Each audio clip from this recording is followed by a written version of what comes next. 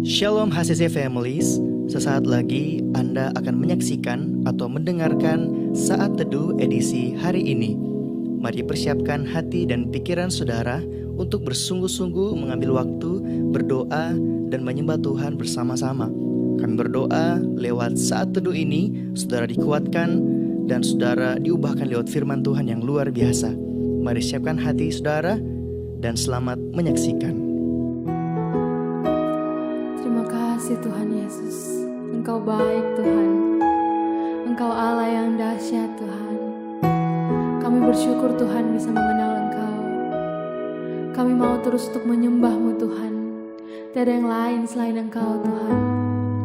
Terima kasih Yesus.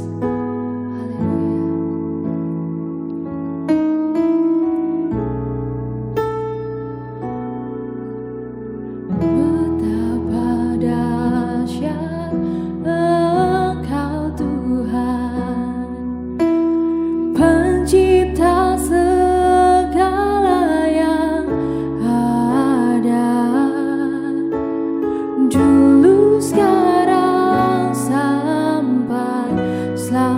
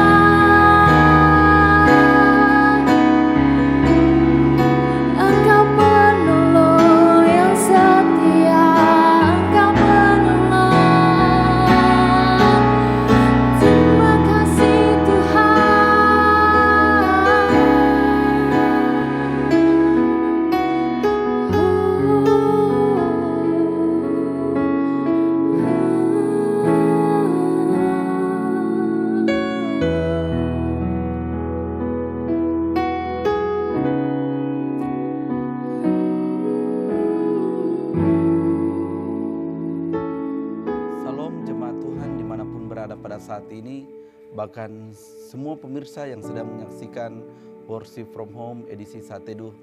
Saat ini saya akan membawakan kebenaran firman Tuhan dalam kitab Ayub, karena sepanjang bulan ini kita berbicara tentang Ayub. Nah, saya akan bawakan di dalam Ayub yang ke-10 ayat yang pertama sampai yang ke-8. Saudara yang dikasihi Tuhan, sebelum saya membawakan kebenaran firman Tuhan ini, saja kita satu dalam doa, kita berdoa. Betapa kami bersyukur di hadapan-Mu Tuhan, sebab Engkau telah menganugerahkan kesempatan bagi kami untuk bersama-sama menikmati kebenaran firman-Mu lewat media ini Tuhan. Biarlah kami semua Engkau urapi, Engkau berikan hikmat, sehingga kami bisa memahami apa yang menjadi maunya Tuhan dalam kehidupan kami. Terpujilah nama-Mu Tuhan, kami siap mendengarkan kebenaran-Mu, hanya dalam nama Tuhan kami Yesus Kristus. Haleluya, amin. Jemaat Tuhan, sepanjang bulan ini kita berbicara tentang Ayub. Nah, saya saat ini akan membawa tentang kitab Ayub yang ke-10 ayat 8. Di sana berkata demikian, tanganmu lah yang membentuk aku, tetapi kemudian engkau berpaling dan hendak membinasakan aku. Saya beri tema, berhentilah untuk menyalahkan Tuhan. Jemaat Tuhan, bahkan semua pemirsa, mungkin penderitaan dan kesengsaraan yang kita alami hari ini, atau yang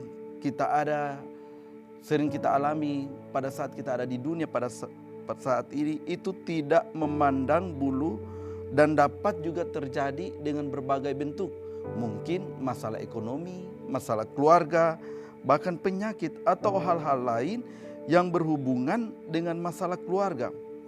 Penderitaan ini terjadi karena beberapa hal, misalnya karena kesalahan kita dan juga karena dosa yang kita perbuat, dan juga kemungkinan karena kehendak Tuhan, di mana Tuhan punya rencana yang indah di balik penderitaan, di balik masalah yang kita hadapi. Nah, ini yang dihadapi oleh Ayub. Jemaat Tuhan, umumnya bila penderitaan kita mencapai puncak, seringkali kita tidak tahan. Jika penderitaan yang kita alami melebihi dari apa yang kita bayangkan, apa yang kita pikirkan, seringkali membuat kita tidak bisa bertahan. Tetapi kita melihat bahwa Ayub pun seorang yang saleh, seorang yang takut akan Tuhan, mengalami masalah, mengalami penderitaan, sehingga ia berkeluh pada saat itu. Ia mengeluarkan suatu perkataan pada saat itu, dan ia seolah-olah mengalami keputusasaan apa yang sedang dia alami. Sampai ia berkata pada saat itu bahwa aku telah bosan hidup. Ya, aku telah bosan hidup. Aku hendak melampiaskan keluhanku. Aku hendak berbicara dalam kepahitan jiwaku. Mengapa engkau menyebabkan aku keluar dari kandungan? Lebih baik aku binasa sebelum orang melihat aku. Ayatnya yang ke-18. Saudaraku yang dikasihi Tuhan, Ayub berkata bahwa dia bosan untuk hidup. Dia bosan untuk hidup. Bahkan ia berkata bahwa mengapa aku harus keluar dari kandungan ibuku? Lebih baik menurut dia, ia binasa daripada mengalami penderitaan. Saudaraku yang dikasihi Tuhan, kalau kita berpikir bahwa Ayub itu adalah seorang yang hebat, yang takut akan Tuhan, dan pasti mengenal pribadi Tuhan. Bahkan ia akan mengatakan bahwa oh, ternyata apa yang saya alami hari ini semua adalah rancangan Tuhan. Bayangkan dia akan menganalisa berbagai macam pertanyaan dalam hidupnya tentang permasalahan yang dihadapi, saudaraku yang dikasihi Tuhan. Tetapi Ayub pun menyesal mengapa ia dilahirkan ke dunia bila hanya menanggung penderitaan. Ia pun menganggap bahwa Tuhanlah yang menindasnya, bahkan menuduhnya telah berkompromi serta mendukung orang fasik. Kita memperhatikan hal ini. Perkataan Ayub, apakah untungnya bagimu mengadakan penindasan, membuang hasil jeripaya tanganmu, sedangkan engkau mendukung rencana orang fasik? Ayub sendiri menuduh Tuhan bahwa Tuhan sedang berkompromi dengan orang-orang fasik. Bahkan yang menganggap bahwa apa yang dia alami merupakan suatu penindasan dari Tuhan. Saudara yang dikasihi Tuhan, kita juga sering berbuat seperti Ayub dengan mengatakan, Tuhan, mengapa kau izinkan hal ini terjadi? Mengapa orang fasik itu malah engkau yang berkati? Saya mau saksikan bahwa hari ini pada tanggal 10 bulan 10 nanti, anak saya seharusnya genap usia 2 tahun. Tetapi ia telah pergi di bulan Agustus. Dan itu membuat kami sering bertanya, saudara yang kasih Tuhan, mengapa harus kami mengalami penderitaan? Mengapa harus kami mengalami suatu masalah? Mengapa bukan orang fasik? Mengapa orang yang tidak mengenal Tuhan yang harus alami? Banyak hal yang saya pertanyakan, mengapa harus keluargaku? Setidaknya saya mengenal Tuhan, tetapi mengapa harus saya alami? Tetapi Tuhan memberi suatu jawaban, bahwa Tuhan itu sangat adil dalam segala hal. Tuhan itu sangat adil dalam segala hal. Tuhan itu punya rancangan yang terbaik dalam kehidupan kita. Apapun yang kita alami, percayalah bahwa masalah itu akan membawa kita untuk semakin naik. Tujuan Tuhan memberikan suatu masalah dalam kehidupan kita, kalau itu kehendak Tuhan, akan membuat kita untuk semakin terfokus kepada Tuhan. Jadi jangan pernah kecewa dengan apa yang kita hadapi hari ini.